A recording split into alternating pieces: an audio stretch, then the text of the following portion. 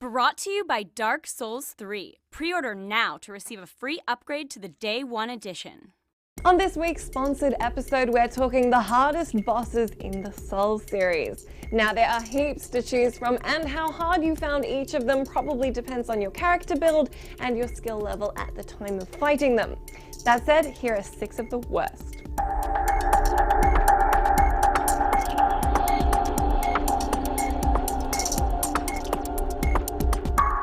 At number 6, we've got the Ruined Sentinels from Dark Souls 2. These armored guys hack at you with massive halberds. They have jumping attacks and a spinning attack, which is way too fast to outrun, so you'll need to learn to block it. While each Sentinel's recovery time after their attacks can give you a second to get in a hit of your own, you will need to be wary of the other 2 who appear to be pretty determined to connect their blades to your face. Malice is one of the hardest bosses in Dark Souls, although you may not have faced off against him since he's only in the Artorias of the Abyss DLC. Malice is the father of the Abyss, and he looks exactly as ominous as that sounds. He's insanely quick and aggressive, and has a ton of different moves which can be very hard to predict. Luckily for you, you can summon Sif, the not-so-little wolf, to give you a hand. Malice has a bunch of combos where he unleashes multiple hits as part of the same move to tear you to itty-bitty pieces. You want to commit to either blocking with your shield or rolling out of the way, and using the silver pendant will help fend off his hugely damaging and spammy dark magic attacks. If you played all the way through Demon Souls, chances are you remember fighting old King Allan, because he's a right pain. He charges super powerful sweeping attacks that launch him across the room and appear to home to your gullet, so good luck getting out of the way. He also has a fierce slice attack and 3-hit combo. Blocking his mighty swings is essential, and the fight is a balancing act between trying to avoid his waves of attacks and getting your own in while he's charging up the next blow. Unfortunately, he's super magic resistant, and his signature move is capable of pulling down your soul level and removing that last stat point you gained. A lot of people claim that Flame Lurker is the bane of their Souls series experience.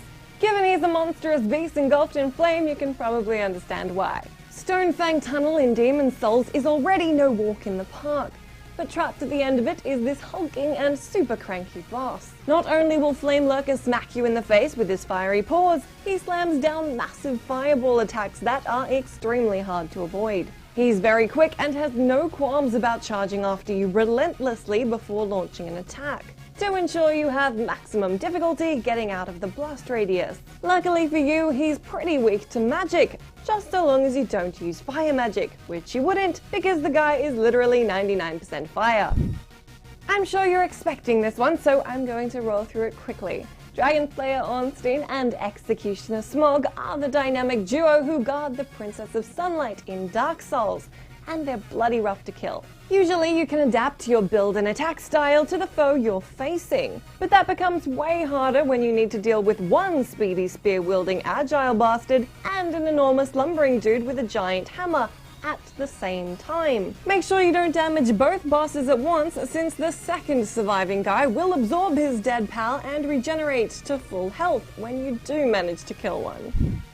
And last on our list is Fume Knight from Dark Souls 2. Fume Knight is a massive armored soldier wielding 2 giant blades. It's fortunate that there's a bonfire right beside the battle area, because you're probably going to be running back in after your untimely death a lot. Like Malice, Fume Knight has a ton of different moves, which are very difficult to predict. They include a 360-degree sword swing and an attack that launches a series of swirling fireballs at you. Not to mention that once you get him down to half health, he'll set his sword aflame. As the gamer who played the very run you're watching wrote, the key to this battle is dodging, and if you aren't great at dodging, you will be by the time you eventually beat this guy. Obviously, there are loads of great Souls bosses that I haven't had time to mention in this video, so be sure to drop me your favorites and your picks for toughest boss battles in the comments. I will catch you again next week.